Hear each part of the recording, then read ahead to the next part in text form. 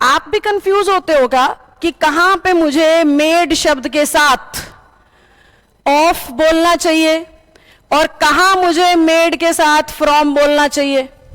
जैसे कि हम कई बार कहते हैं ये पेन लकड़ी का बना है, ये बेंच लकड़ी से बना है, तो हमें ना समझ नहीं आता कहां पे मैं कहूं लकड़ी का बना है, कहां मैं कहूं लकड़ी से बना है। तो ध्यान से देखो, सपोज मैंने कहा दिस फर्नीचर, क्या लिखा, दिस फर्नीचर, और आगे मैं कह रही हूं इज मेड फ्रॉम वुड। जबकि मैंने कहा माय मदर मेक्स कर्ड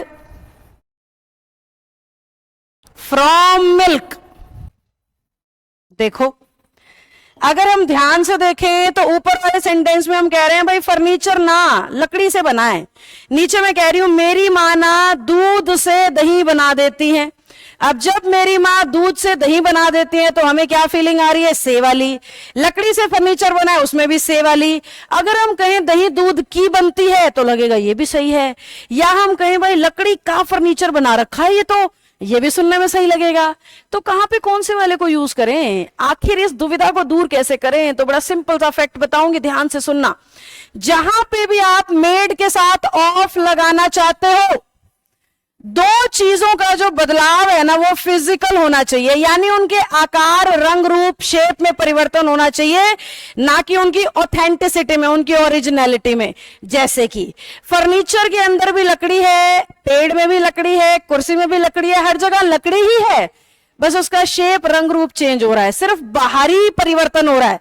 इसे फिजिकल चेंज कहते हैं। साइंस की भाषा में जिन्हें रिवर्स किया जा सके, अगर फर्नीचर को तोड़ेंगे तो लकड़ी तो तब भी रहेगी उसके अंदर, तो ये रिवर्सिबल चेंज है, ये फिजिकल चेंज है, ये बाहरी चेंज है।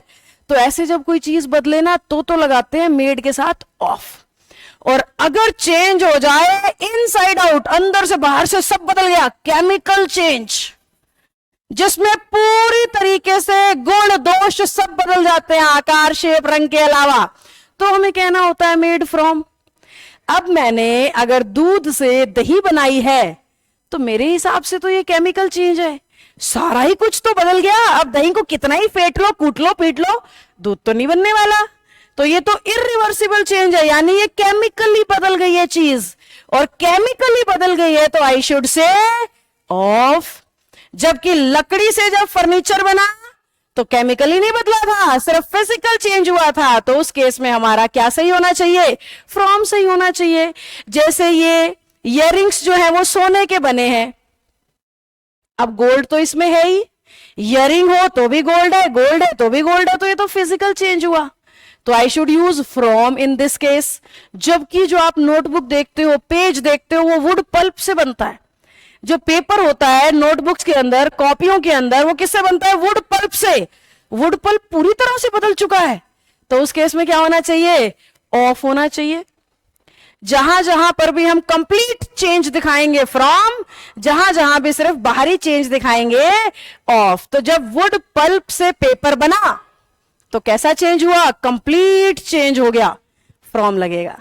और जब हमने सोने से इयररिंग्स बना दिए, रिंग्स बना दी, तो बाहरी फिजिकल चेंज हुआ, बस फिजिकली वो चीज चेंज हो गई, तो हम क्या लगा देंगे, off. My earrings are made of gold, this paper is made from wood pulp. इस तरीके से यूज करना है। अब एक आधा यूज आप कमेंट सेक्शन में लिख के जाओ, रिवीजन हो जाएगी और कभी भूलोगे भी नहीं।